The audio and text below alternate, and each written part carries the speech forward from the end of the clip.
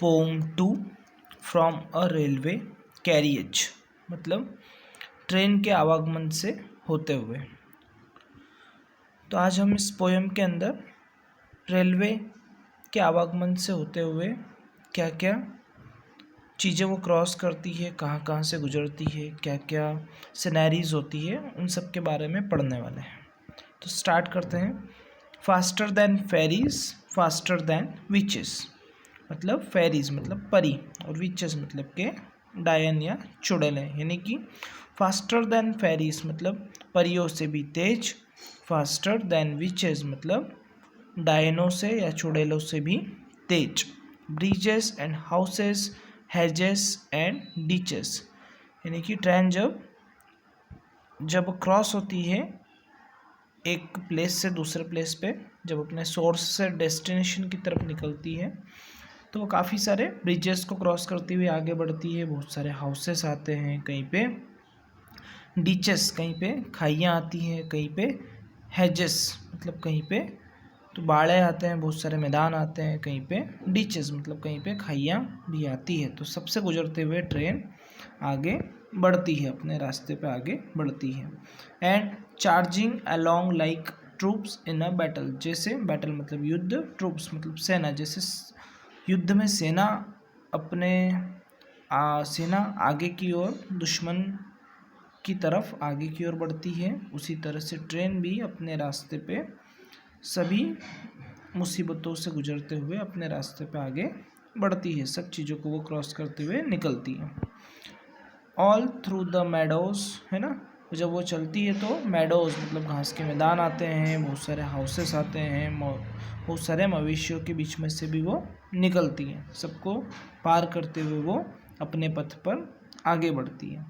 All of the sides of the hill and the plain, जब वो निकलती है तो कई बार हिल्स पहाड़ियों वाला नज़ारा आता है, कभी मैदान का नज़ारा भी आता है। तो सब पहाड़ियों में से गुजरते हुए, मैदान में से गुजरते हुए, इन सब चीज़ों से गुजरते हुए ट्रेन अपने रास्ते पे आगे बढ़ती है।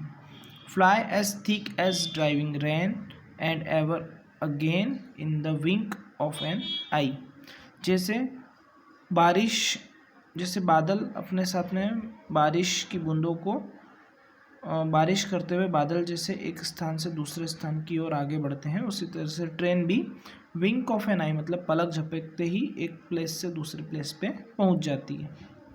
Painted stations visited by, here is a child who clambers and scrambles, ठीक है। जब ट्रेन काफ़ी सारे जब एक प्लेस से दूसरे प्लेस पे जाती है तो बहुत सारे पेंटेड स्टेशंस मतलब कई सारे स्टेशंस को वो क्रॉस करते हुए आगे बढ़ती है। और विजिटर बाय मतलब कि वो सिटी बजाते हुए आगे बढ़ती है। अब एक बच्चा है, हियर इज़ अ चाइल्ड मतलब एक बच्चा है जो कि बड़ा क्लैम्बर्स एंड स्क्रैम्बल्स, बड़ा जैसे कि बड़ा ही वो कठिनाई से संघर्ष करते हुए वो ट्रेन के अंदर चढ़ रहा है। All by himself and gathering brambles, उसे ट्रेन में चढ़ना ऐसा लग रहा है जैसे कि वो कटीली झाड़ियों के ऊपर वो चढ़ रहा है, ऐसा उसे लगता है कि वो गैदरिंग ब्रैम्बल्स, ब्रैम्बल्स मतलब कटीली झाड़ियों पे वो चढ़ रहा है, ऐसा उसे लगता है कि वो ट्रेन में चढ़ते समय उसे ऐसा लगता है। Here is a tramp, tramp मतलब घुमक्कड़, बहुत सारे लोग ऐसे घुमक्कड़ लोग भी हैं जो हु स्टैंड्स एंड गेजेस, जो कि स्टैंड्स मतलब खड़े रहकर ट्रेन को टकटकी लगाकर देखते हैं। इसके आगे देखते हैं कुछ दो चार। And there is the green for stringing the daisies, मतलब जब ट्रेन आगे बढ़ती है तो काफ़ी घास के मैदान, पहाड़ी इलाके और पेड़, झरने, कई सारे सिनेरिस को वो कवर करते हुए आगे बढ़ती है। Here is a cart run away in the road, बहुत सारी जब वो ट्रेन चलती है तो कहीं पे कार्ट मतलब कहीं पे बैलगाड़ी रोड पे चल रही होती है। Lumping along with man and load, यानी कि बैलगाड़ी के ऊपर आदमी भी होता है और वो कुछ लोड एक स्थान से दूसरे स्थान पे ले जा रहा होता है। And here is a hill and there is a river, कहीं पहाड़ी दिखाई देती है कहीं पे ऊंची ऊंची पहाड़ियाँ दिखाई देती है ट्रेन से गुजरते हुए, तो कहीं पे नदियाँ दिखाई देती हैं। Each glimpse and gone for ever, जो भी सीनरीज होती है, जो भी दृश्य होता है, वो जब ट्रेन क्रॉस हो जाती है तो सारा दृश्य हमेशा के लिए चला जाता है। आपकी आंखों के सामने से वो दृश्य गुजर चुका होता है जब ट्रेन अपने स्थान पे, अपने डेस्टिनेशन पे पहुंच जाती है। तो ये पोम लिखा गया है R.L. स्टीवेंसन के द्वारा। Thank you.